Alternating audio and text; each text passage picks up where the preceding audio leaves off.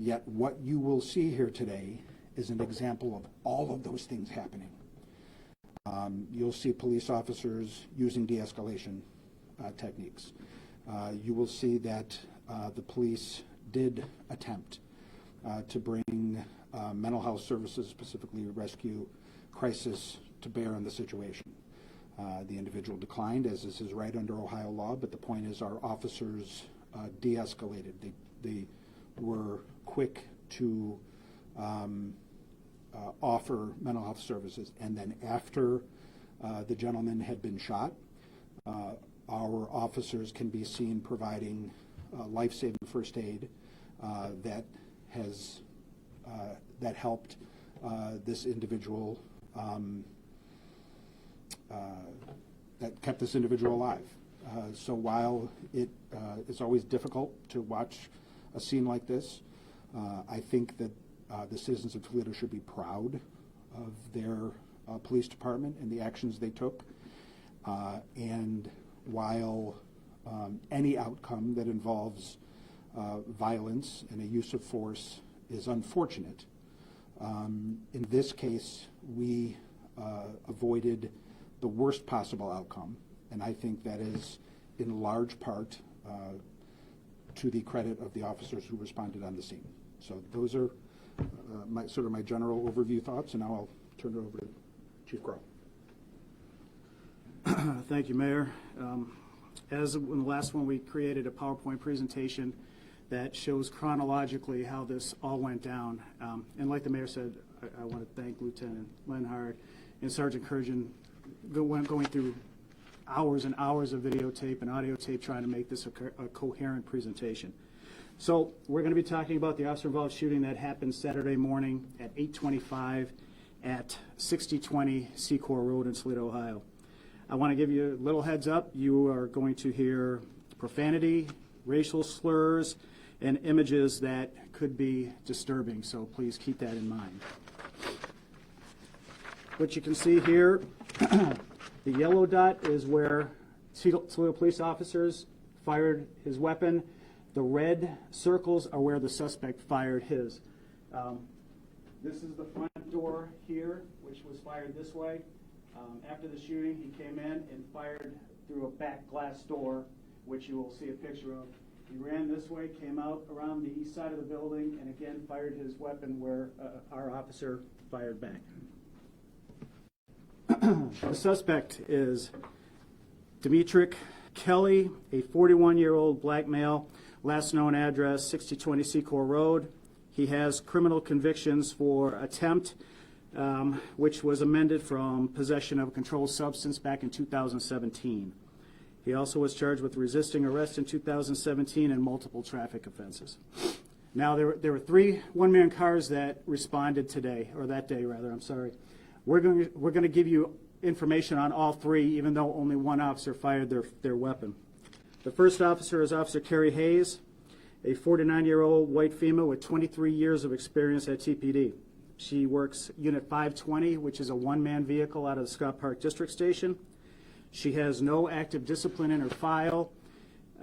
She did not fire her weapon, and Officer Hayes is a CIT officer, which is a critical or crisis intervention team officer.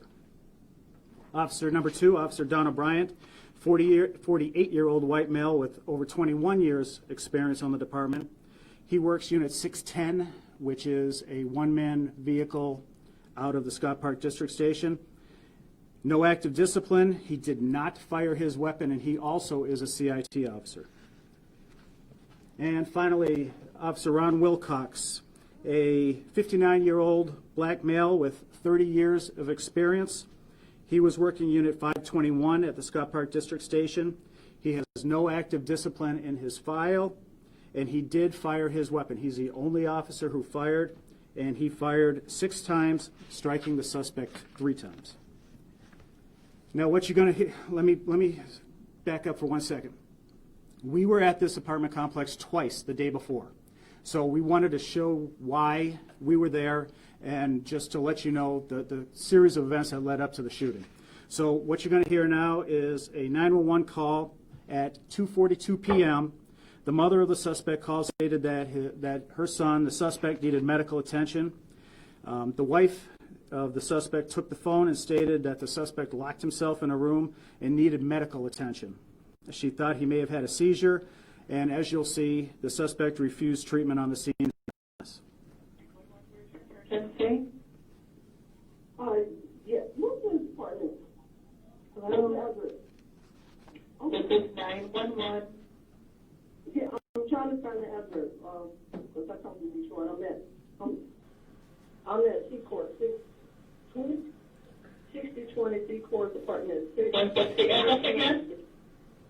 6020 Seacourt. Apartment 6. Apartment 6, the number 6. Yes. And what's your first name? And what's going on there?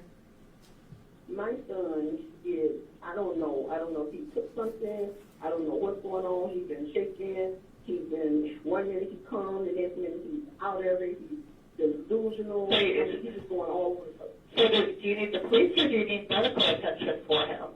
He needs medical attention, but they probably won't have to have police to come get him, to come help, because he needs to go to the hospital. He needs to Okay. go to the mental ward. Oh, so he's having a mental problem?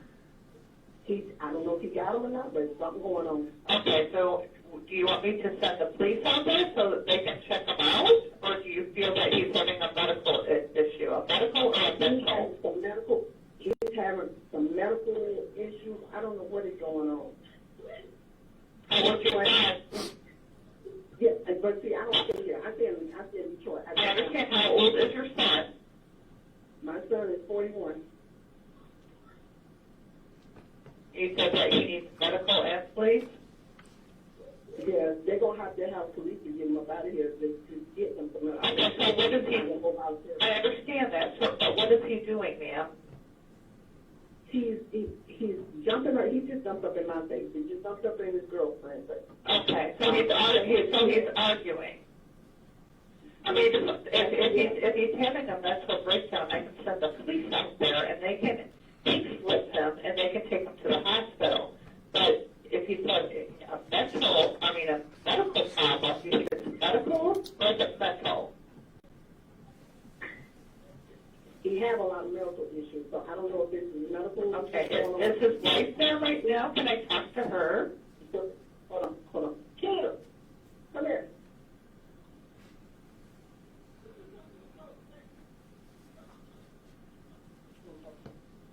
Hello? Hi, it's Toledo 911. I just got done talking to Deborah, and I just want to clarify, do you think he's having a mental issue or a medical issue? I can send the police out there if you feel that he needs to be pink slipped if he's having a mental breakdown, and they can take him to the hospital for some help, or do you think it's medically a medical problem? Well, when I got here, he was kind of jerking, almost like he was going in and out of seizures. Okay, so it looks like he's having some type of seizure? That's what it looks like to me. Okay, let me get you over to EMS, and I'm just going to send medical, okay, for a seizure, okay?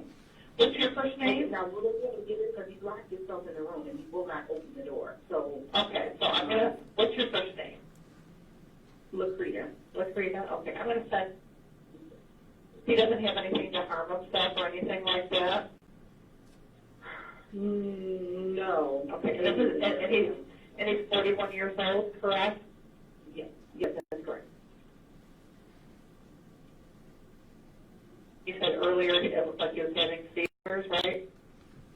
Yeah, because he kind of just keeps going in and out of it, like body's jerking, and then he was in a mid-sentence, and then he just like stopped talking and was staring off into space. Okay. So, Once he came, he kind of started acting irrational like this, and just like he had just looked like he didn't even know who I was. And one day would kind of come to and talk normal, and then right back out. Okay. And no weapons are involved and no one's hurt, correct? no. Okay. I'm going to get you over to EMS, and they're going to ask you a couple questions about his condition. I've got police, fire, and medical coming. Okay, now what you're going to see is the body-worn camera footage of the officer who arrived in response to that 911 call that you just listened to.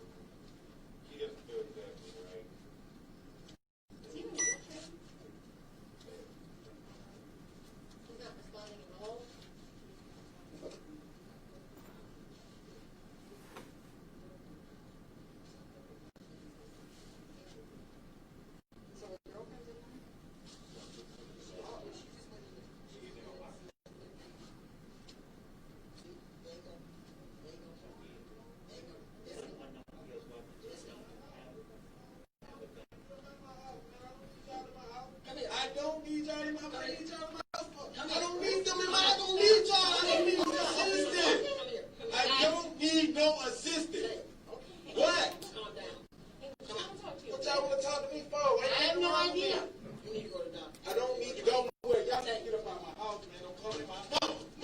Mama, please. Mama, look, please. I'm sorry. No, you're not coming in my house. Hey, listen. I don't need no assistance. Okay? Please don't come in my house. Mom, I don't need no assistance. Do you know who you're talking to? Yeah, Demetri. I'm talking to you. Demetri. Yeah. Do you know who you're talking to? Thank you, Mom. Listen, is your girlfriend in there? Yeah. Let that girl out of there. That's what I'm talking about. Never asked this house. No, never. So how long is it? Ain't no talking to him. Ain't no talking. None. Do you live from I live in Detroit. I just went down here. My cousin in there with him. I mean, what's your cousin's name? Stephen Ellison. Tell him to come here and talk to me. Can you come here? Sean. Come here. I mean, as long as there's a responsible adult in here too with him. Are you guys cousins? Yeah. Okay. Do you? Yeah, but you okay, look. Shit. I ain't that. Backwards? I mean, that's not even annoying. Yeah, come down here. I can understand that. He got cold. Yeah, I know that. So, I mean, honestly, with him and there's a baby in there and Yeah, he good. everything's going to be Yeah. okay. I mean, Yeah. Now you gotta keep doing like it's going down here. So.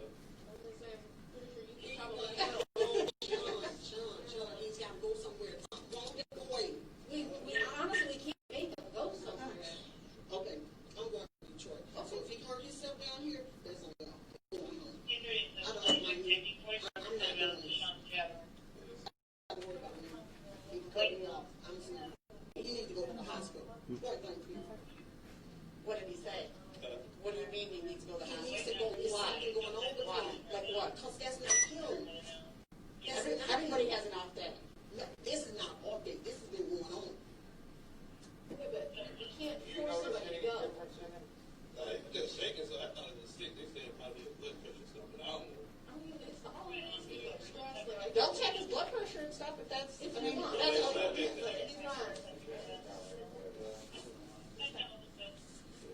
Okay. You know, if yours, yeah, then we're good as well. And obviously, if anything else happens or he says anything, you can call us back. Okay? And everybody's supposed to, you know, he doesn't have to, you know, be upset or anything like that. We're going and so, excuse me. Okay, now you heard a couple of times in that video where the cousin said he just doesn't like the police. That you're the reason why he's mad. We had a responsible adult there who was saying that he's fine, everything's good, and the officer was correct. We can't force someone to go to rescue. There's a slide coming up here in the near future where I'll go into a little bit more detail on that. Now, this is the 911 call for the second time we were there that day, which is the first time was at 2:42 in the afternoon, and this time is at 6:02 in the afternoon. Now, you're going to hear the 3-year-old screaming, "Get off my dad." It's because the cousin is holding the suspect down. 911, where's emergency? I need an ambulance at 020 Seacourt Road, apartment 6. 6020 Seacourt? Apartment 6? No. What's your name? What's your name? What's going on? She got me. Can you talk to me, please?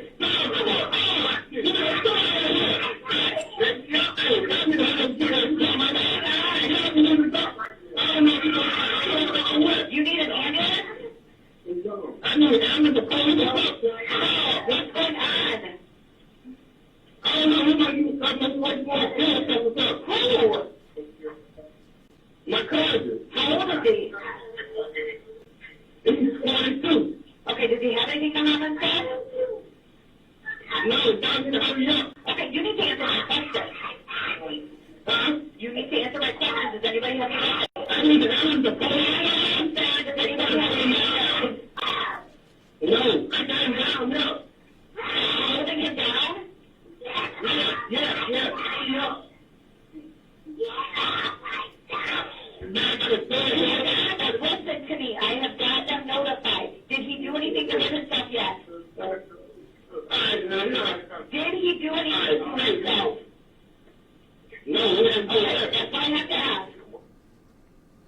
Okay, and now you're going to see the body-worn camera footage from the officer who was dispatched to this home.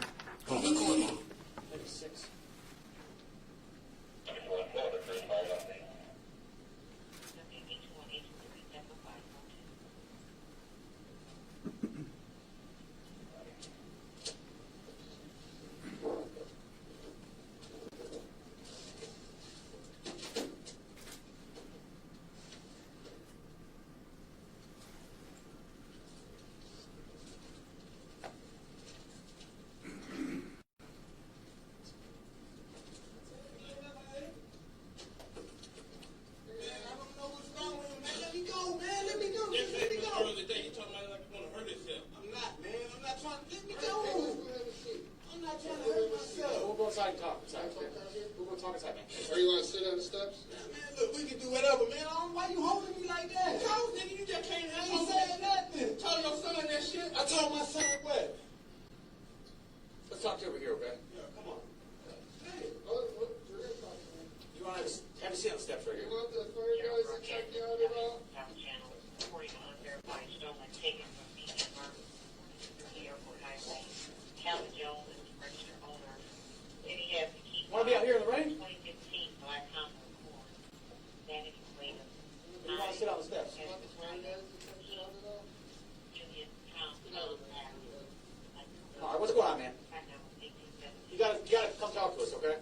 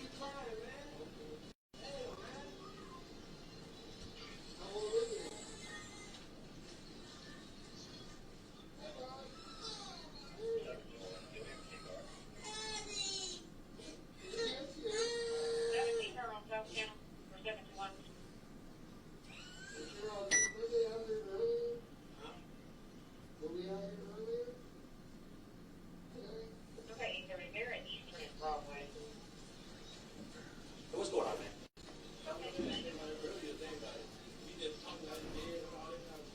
Okay, what do you mean when you say that? Did he say anything what he was going to do, or?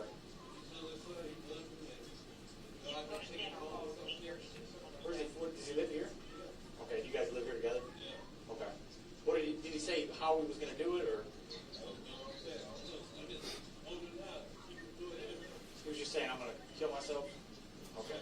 Who's on the way down here from Detroit? Somebody was? His mom is? Okay.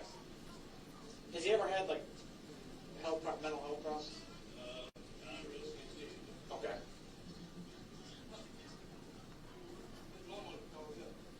All right. Well,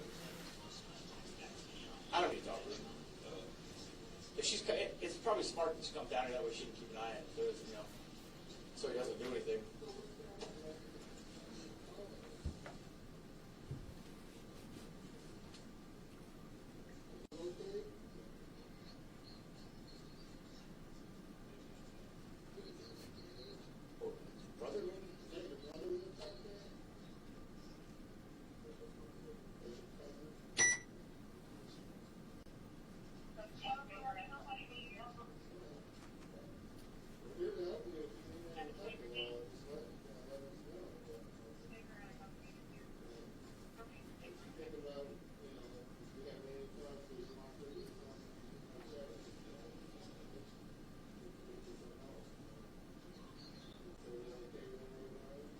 It sounds like your mom's going to come down, okay? I know, and that's out of our control, okay? So she's worried about you. Yeah, she's letting you know. So you're going to be okay? All right, well,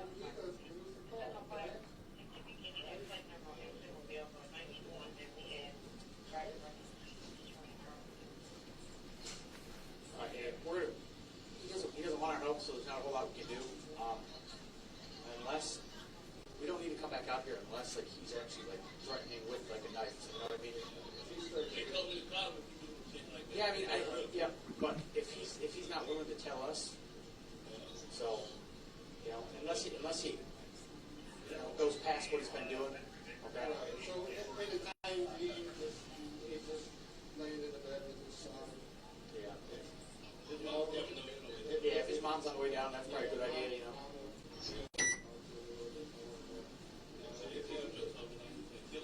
Yeah, yeah. I know, but Yeah, so, yeah, just, you know, keep an eye on him, but, if he gets, anything like that, make sure you let us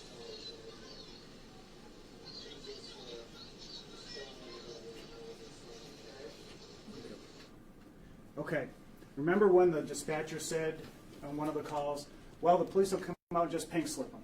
She was kind of right and she was kind of incorrect at the same time. This is from the Ohio Department of Mental Health and Addiction Services.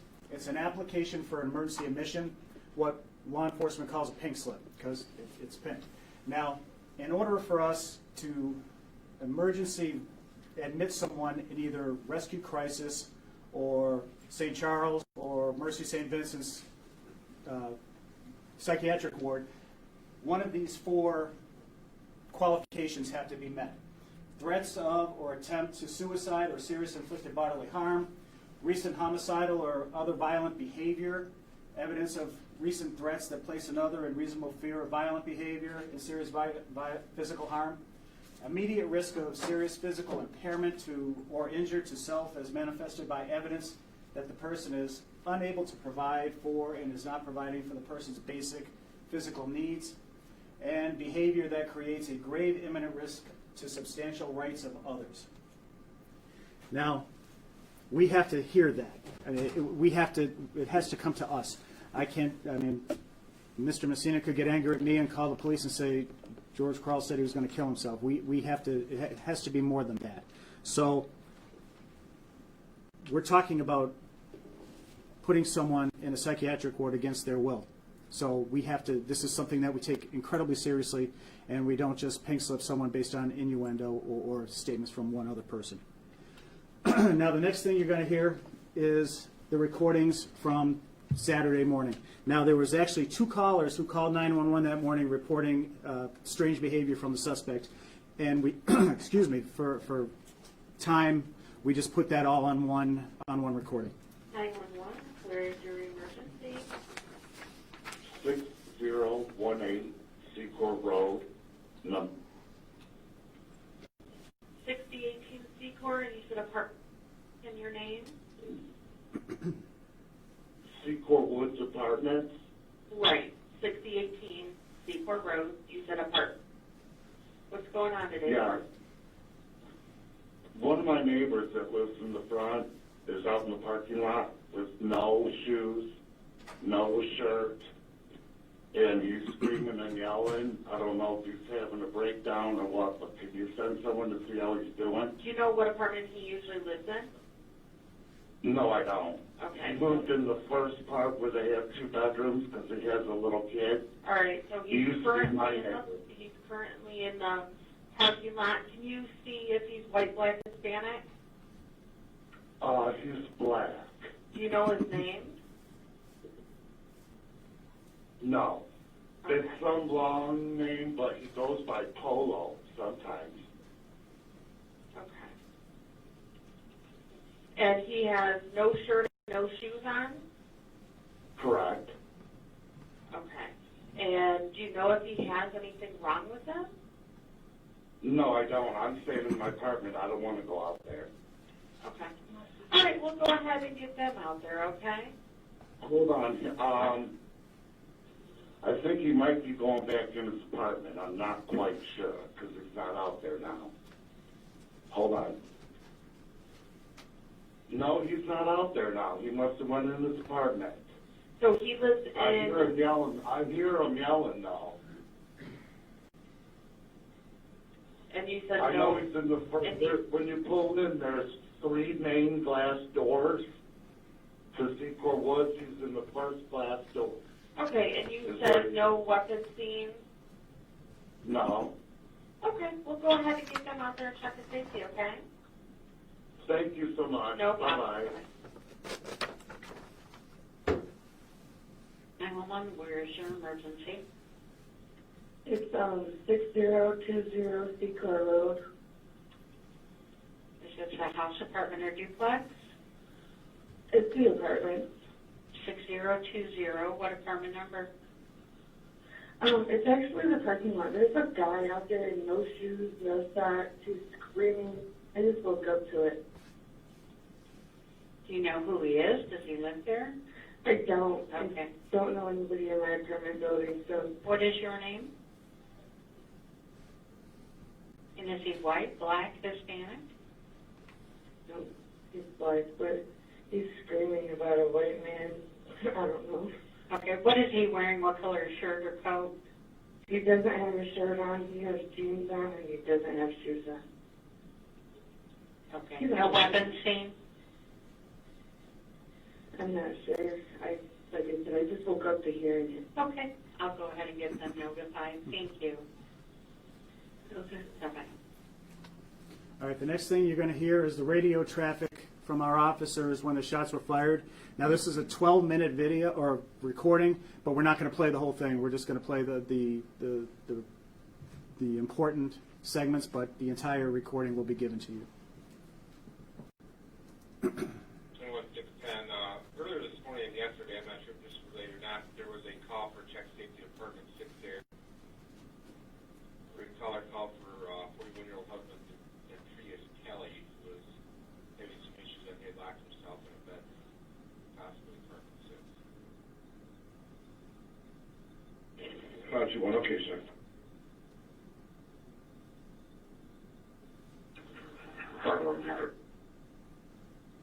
Five 521, I'm 23. 521. Excellent.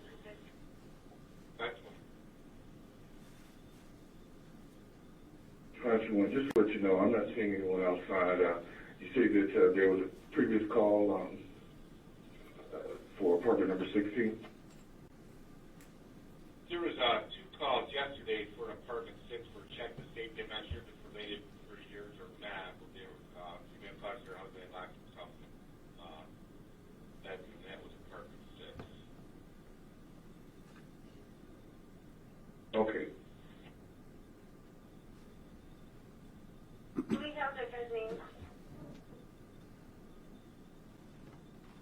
Yeah, but I'll get it. Previous call was for a Demetrius Kelly. He's a black male, 41 years old. 520, back up. 521 repeat. Hosier. There's close for use on Secor.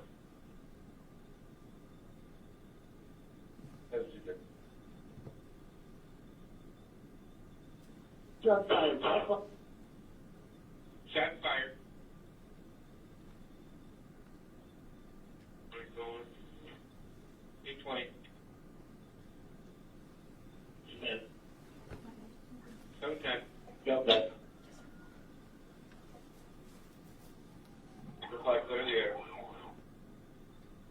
605. He's going westbound. Sorry, eastbound towards the other end of the building. He's going to be popping out. Eastbound, other end towards the building. Yes, you there? It says you guys in yet. Shots fired still. Still shots fired. Where's he at, guys? Talk to me, guys. Where's he at? He's on the east side of the building. East side of the building. 610 520, is anybody been shot or just shots fired? Get that Secor, checking your safety. Use that C4, check your safety. Good for 5, 2, 3, 9, 60, 16, C4. 7 more in custody. 60, 16, C4 in custody. Okay. If you remember the last time we had something like this, I gave you some points to look for in the body-worn video. First one we're going to see is Officer Hayes. Now, you'll hear her respond to or refer to the suspect as Polo. She's a CIT officer. They're trained, try to get on a wavelength similar to the suspect. So rather than saying, hey, you, she used his name. You'll hear Polo, put that gun down. Again, put that gun down. And then you can hear the suspect yelling at the officers, and excuse my language, you got this white bitch over here, and then fires a shot at Officer Hayes' police car. In fact, you'll hear the window getting smashed out on her mic. Then you'll hear 4 shots from Officer Wilcox. Then, you heard it, but I'm trying to give you some context. You'll hear Officer O'Brien pursuing the suspect, advising Hayes and Wilcox that the suspect is running around the building and he'll be popping out on the east side. You'll then hear the suspect fire 2 more shots. Officer Wilcox will fire 1 round. Then you'll hear the suspect fire 2 more rounds, and Officer Wilcox fires again. Then you'll hear Officer O'Brien say, talk to me, guys, where is he? And we're going to stop this at about the 3-minute and 15-second graphic, and then resume this video later on in the PowerPoint to get a better chronological idea of what's going on.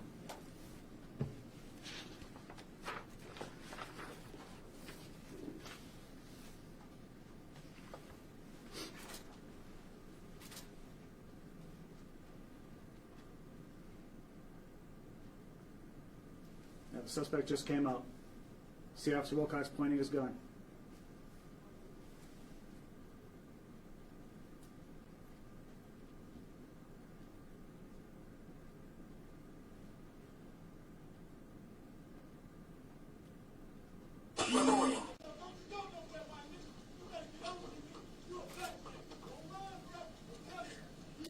Put that gun down.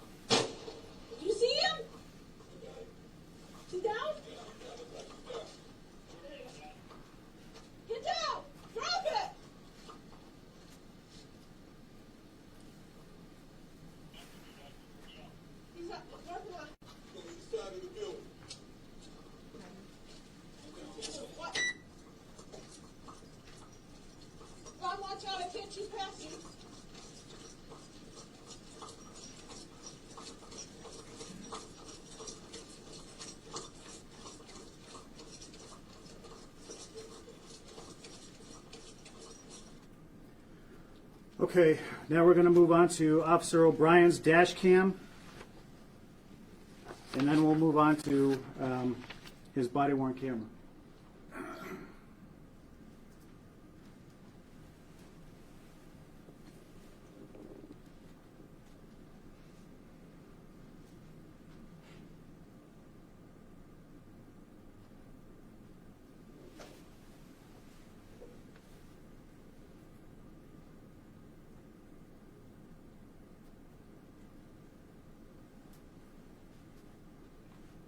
You'll hear the audio turn on here when he turns his lights and sirens on.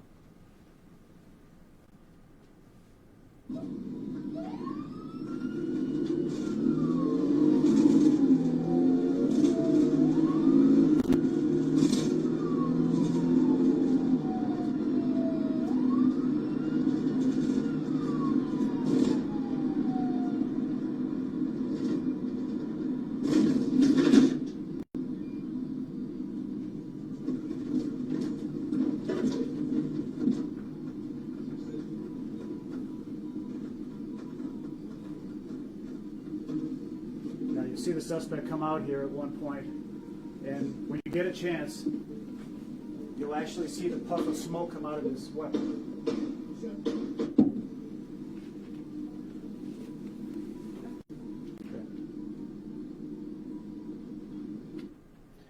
All right, now we're going to go to, is that Officer Wilcox? Officer Wilcox's body-worn camera video.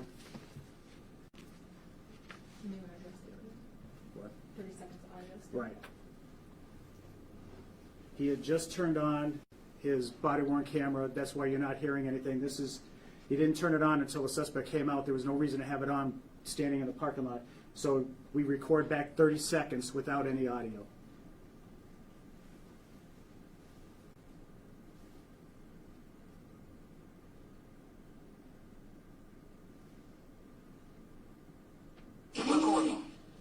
I'm okay. You okay? Are you okay?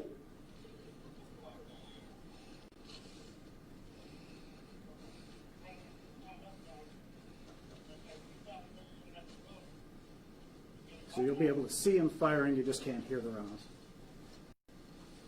Eastbound. Eastbound, going the other way. You see him?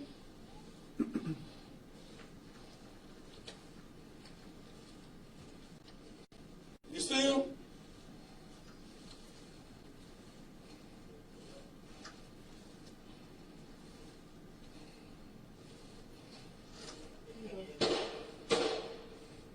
Suspect.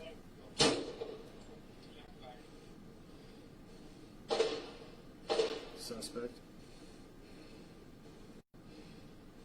I got him. He's down. He's down. Looks like he's down.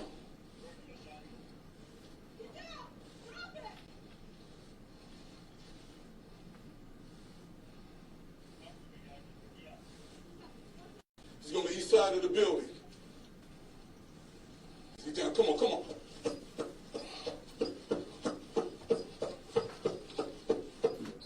Now, before we move on real quick, the mayor mentioned this in his remarks earlier about de-escalation and how that's a very popular term right now in law enforcement. This is the consummate de-escalation. These officers told this guy to put a gun down when he was pointing it at them. If that's not de-escalation or attempting de-escalation, I don't know what is. So that was a fantastic job by both of those officers. Now, this is really hard to see. I'll be the first one to admit. The suspect is here, and he's firing his weapon at the officers right there. Next, we're going to see Officer O'Brien's body-worn camera. He's the officer who showed up right at the end. He's going to be in foot pursuit with the suspect around the south side of the building.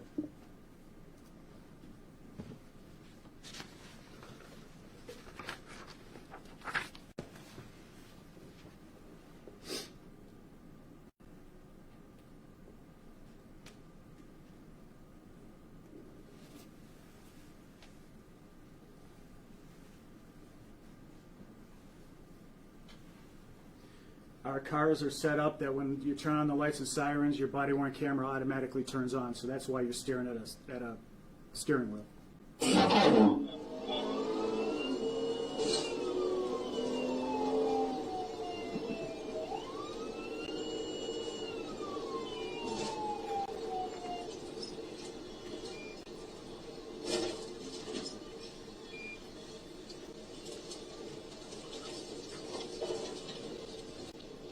6 test 2 3.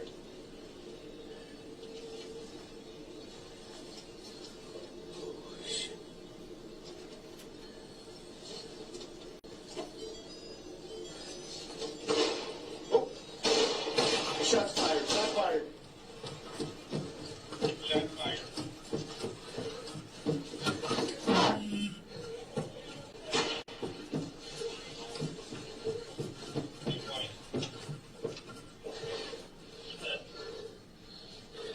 He's out back. Get out! Get out!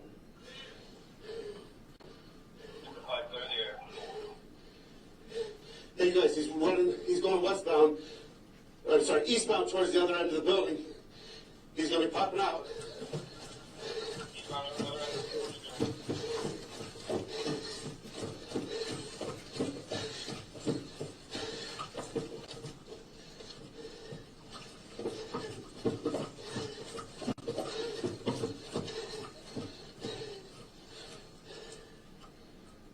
You guys see him yet?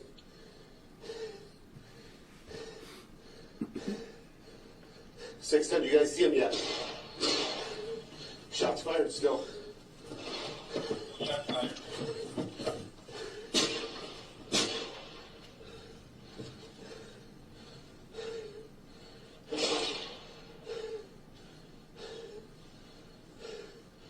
Where's he at, guys?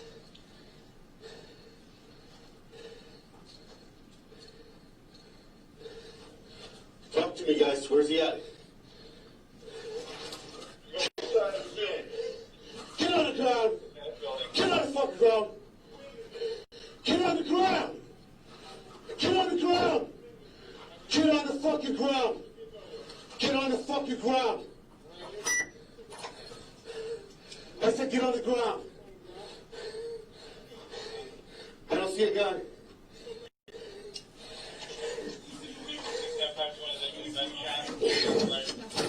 You got me covered?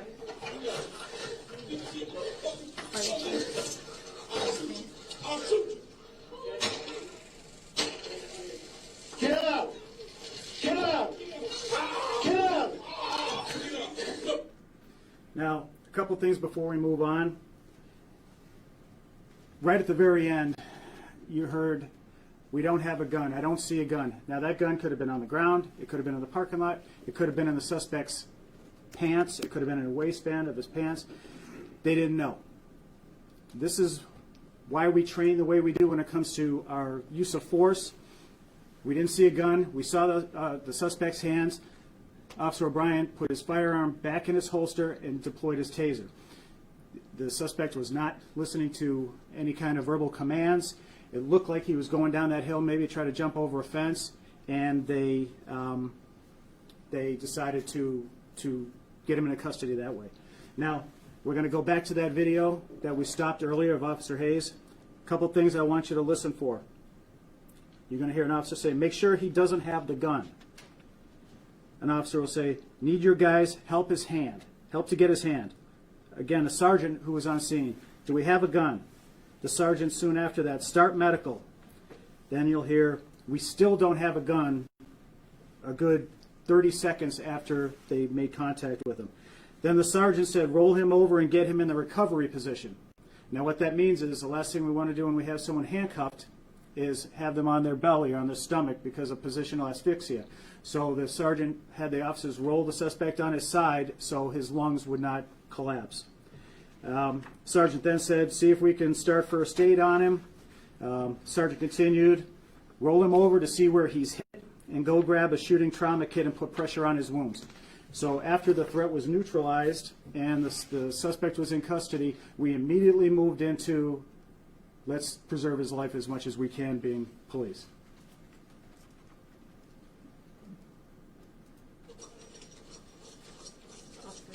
This is Officer Carrie Hayes, by the way.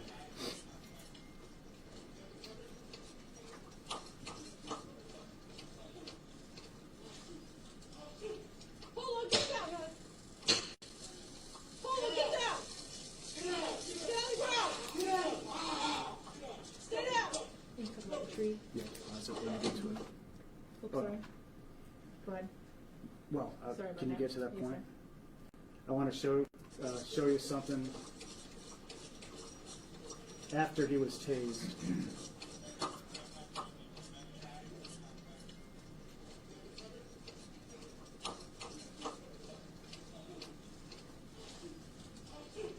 Hold on, get down, man.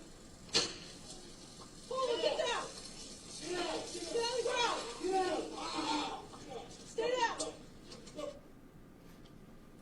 You may be able to see it later on in the scene. There's a tree right here, and you'll see him actually grab onto the tree with his right arm, not letting the officers handcuff him. There you go. See the tree? Well, keep going. Yeah. Can you fast forward it? Okay, we'll do this again. Hold on, get down. Stay on the ground. Again, continuous verbal commands. Stay down.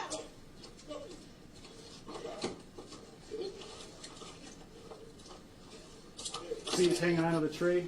Give me this thing. Give me the fucking here. So he's still actively resisting after being shot.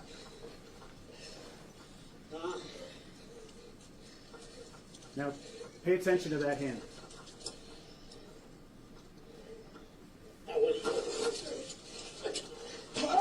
Give me the hand. Fucking taser. Now, we still don't know where the gun is at this point. Give me the fucking other hand.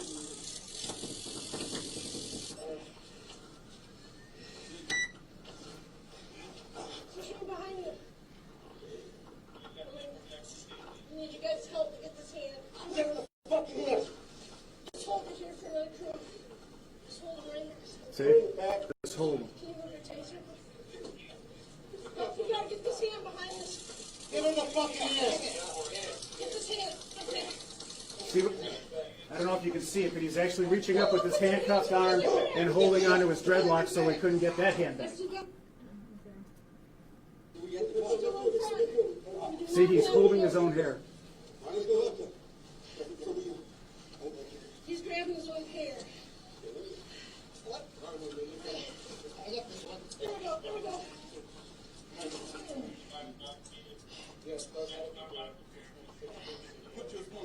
Yeah, put one cup. Leave those on and then put one more set on them. We do not have the gun yet. Even at this stage, they're trying to make sure that this guy is semi-comfortable, for lack of a better word. They're putting 2 sets of cuffs on. Checked inside the first set of apartments. He was walking through there shooting. The first doors that would come to off of C-Corps. You okay, Carrie?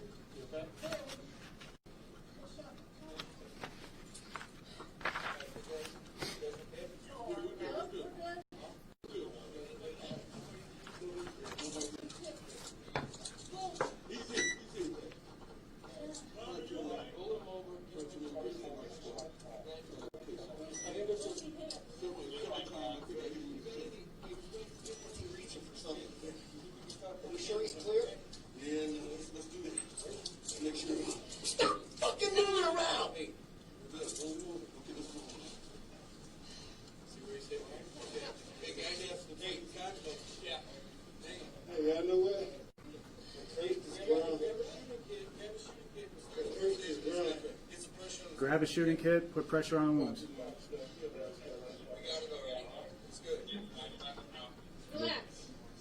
Okay.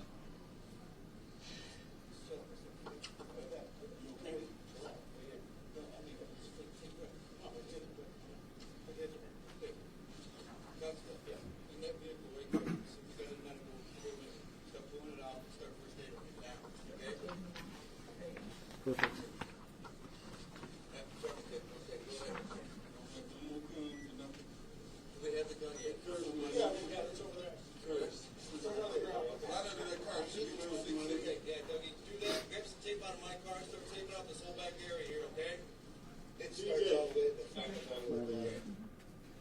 Okay, we're going to have some stills now. This is Officer Hayes' vehicle that was shot up right here. She was right there when this happened. This is another view just from the inside of the vehicle. We're talking about the rule now, sir? No. Okay. Remember when I said he fired outside at the officers first and then came in and shot inside the building? He shot out the back door before he went running out. Now, this is telling right here. That's the weapon he had. When I was on scene that morning, I saw the slide back, but I didn't see that. That's what we call a stovepipe. His weapons had malfunctioned. He had a 9mm Taurus with a 17-round magazine, and there were 9 rounds left in the gun when it stovepiped, which means he could have fired 9 more times, but by the grace of God, his gun jammed up and it didn't work. It simply didn't work. There's just another view of it. Okay, just to end, he's in a local hospital now in stable condition. He's going to be charged with 2 counts of felonious assault on a police officer. He has 6 wounds from 6 gunshots, 3 from Officer Wilcox. Officer Wilcox struck him in the chest, the arm, his abdomen, and the other 3 rounds were in his foot, where the suspect shot himself in the foot. When we went to clear the apartment to make sure that there was no one injured in the apartment, the suspect's 3-year-old biological child was there in the apartment. And this, if this doesn't make the hair on the back of your neck stand up, the 3-year-old produced another gun from the coat of the suspect and handed it to the police officer. It was a .22 caliber revolver. So there were several guns inside the house, and the kid knew exactly where they were. Child was subsequently released to the mother, and we have reached out to CSB regarding this, so I don't know where they are at this stage of the investigation. I know this was long. We're here for an hour, but we're talking about an officer-involved shooting, and we felt that it is incredibly important and incumbent on us to get the word out. As the mayor said, transparency is huge for all of us, and we want to make sure that your viewers and whomever is watching on Facebook or wherever knows exactly as much as we do. So if I can answer any questions. Can you talk a little about how many hours your CIT officers go through? That CIT class is probably one of the best trainings in Northwest Ohio. It's a 40-hour class put on by Lucas County Mental Health Recovery Services Board. I actually, when I first became chief, I wanted to force every single Toledo police officer to go to it, but I was told I couldn't do that. It's a 40-hour extensive course where mental health clinicians come in and teach our officers by role-playing, and actual consumers come in and explain what's going on when they're in acute mental health experience. And honestly, I go to every graduation, and I think it's actually one of the best trainings there are. And it's not just for people who are in a mental health struggle at the moment. They use this training at every call for service they go to. I believe it's invaluable. Aside from her using his nickname that she had found out, what else was she doing there to try and de-escalate that? Well, you saw her say, Polo, put the gun down, put the gun down. Now, they're having a gun pointed at their face. Put the gun down. You heard when he was getting tased. Polo, please, get on the ground. She even called him Babe. Polo, please, Babe, get on the ground. I mean, that's de-escalation at its best. As well as Officer O'Brien putting his handgun away and transitioning to his taser. It's just, it's textbook. It appears the mother and the wife helped emergency crews, letting them know that there might be some type of mental illness or something going on. How important is that for a caller when they're calling 911? It's very important. Our officers who are responding to these calls, they need to have as much information as humanly possible when they're knocking on those doors. And there's no such thing as irrelevant information when it comes to a 911 call. So I encourage, God forbid anyone has to do it, but if you do, get as much information as humanly possible. And you can ask for a CIT officer, is that correct? Sure, absolutely. Chief, when Officer Dio was shot and killed back in July, you paused the policy for the one-man crew. Mm-hmm.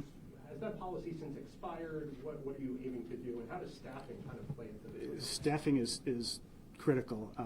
That has been I don't want to say suspended, but it's been modified. Right after Officer Dia was killed on the line of duty, we did suspend all one-man crews. If I was to, it's not simply not sustainable. There would be parts of this city who would never see a police officer ever. Now, if my boss would be willing to give me 150 extra officers next year, then we could probably go to all two-man crews. But it's just not feasible and possible. So what we did to change that, if you have 1 year on, if you're still on probation, you can't work by yourself, ever. Simple as that. If you have less than 3 years on, you can't work with anybody with less than 3 years on. So we're trying to get as much experience in the one-man crews as we can. Now, Toledo's broken up into 8 districts. 5 of the 8 are mandatory two-man crews. So it's only the locations in the periphery of the inner city. Now, don't get me wrong. We saw what happened in July. Bad things happen everywhere. But we try to mitigate as much as humanly possible where our officers are without a partner sitting right next to them. But you saw in this case, 2 crews showed up at exactly the same time, and the third one was seconds away. So our dispatchers know, like, if there's something hanky going on, they're sending two-man crews, and we're experienced enough that we're not going to put ourselves in harm's way unless we have backup right there. Talk about the window as well. And you saw the window being shattered. God forbid, if there was a partner sitting there, that could have been another dead officer or injured officer. Chief, how was the last time we had 2 officer-involved shootings within about a month of one another? Say the first part 2 again? officer-involved shootings within the same time period, about a month of one another. Right. When was the last time that we had that? LaGrange and Hudson, and then Kyle Gallagher. That's right. We had, that was in 2018, we had an officer-involved shooting. I believe it was at Key and Heather Downs. And then a week later, we had LaGrange and Hudson, but that was 2 years ago, so this is the first time. Mayor, does this situation give you any indication that there need to be more officers in this department?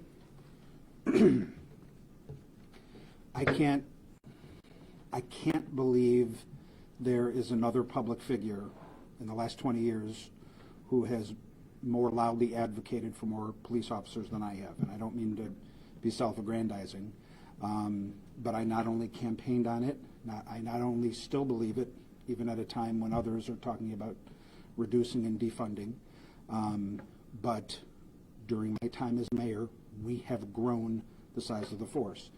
The 12 previous years prior to me becoming mayor, so this starts in 2006 and it goes up through 2017, that's 12 years, the size of the police force had decreased every year, year after year. It wasn't just that over 12 years, it was every single year like a cascading waterfall. 12 straight years, the size of the police force had declined. It's not me, it's the Department of Justice has a standard that cities should have 2.4 officers per 1,000 citizens of population. So for a city our size, that should be about 660 officers. When I became mayor, we had 600 officers, perhaps 602. The size of our police department has grown every year that I've been mayor. Today, I believe we have about 630. To my mind, we need at least 30 more to get to what the Department of Justice considers to be the appropriate amount of policing for a city our size. Those in the police department would love us to get to 700. There's no one who's been louder or more passionate about growing the size of the police force than I have, and we've done it in difficult budget times. So you didn't need to convince me that we need more police. I have always believed that. What this video reinforces to me is how excellent a job our police officers did over the weekend and do in general. And to Alexis's point, I guess Alexis may have left, I think it is worth pointing out, one of my takeaways from this video is how many people did the right thing, how many people did their jobs. And here's what I mean by that. The 2 citizens who called 911 on Saturday morning, they did well. They did their jobs as citizens. They provided information. They should be congratulated. The suspect's mom, she did her job. She did what any mom would do. Sounds like she made a trip down from Detroit at least once, if not twice that day, concerned about her son, trying to get her son care. The suspect's cousin did his job, at one point restraining his cousin, fearing he was going to hurt himself, calling the police. The 911 dispatchers did their job, and our officers did their job, and I think you saw that.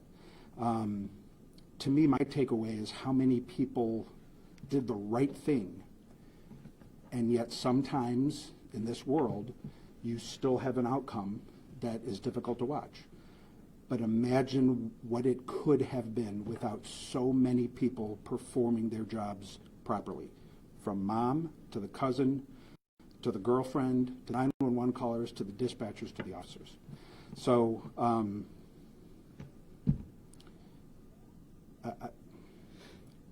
everyone is entitled to his or her own opinion, but I don't know how it is possible to watch that video and not be impressed by the performance of our officers and not be thankful of what they do on our behalf every day.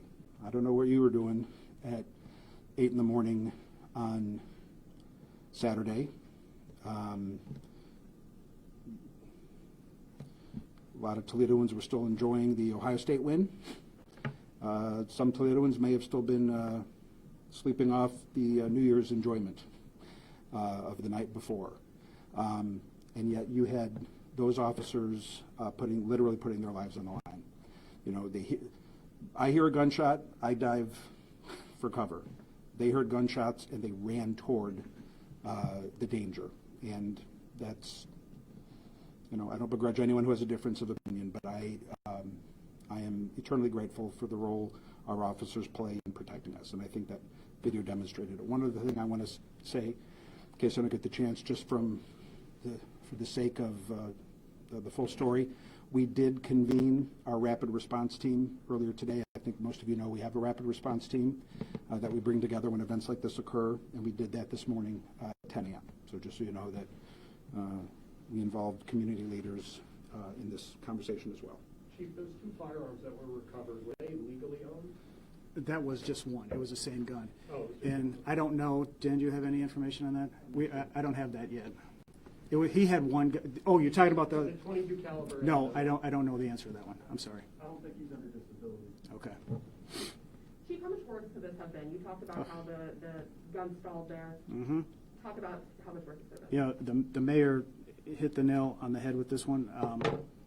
This could have been, I don't even want to think about how it could have ended up. This suspect could have shot 9 more times. There was people in the apartments there. I mean, we know there's at least 2 people who were there. He could have shot through doors. I don't even want to speculate because it makes the hair on the back of my neck stand up. But our officers, they put themselves in harm's way intentionally, and they did an incredible job, and I'm eternally proud of them. Is there any belief that the drugs or alcohol played a factor in his behavior? I don't know that at this stage of the game.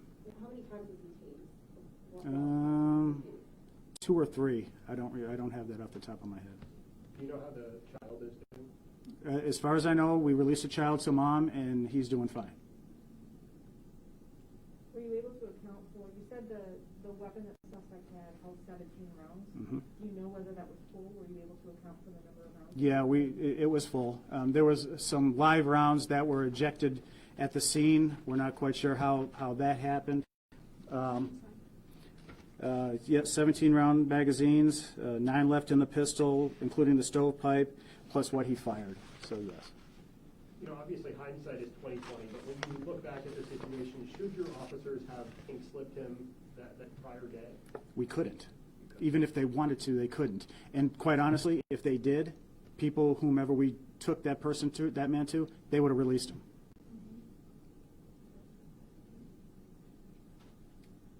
Okay. Thanks, everybody.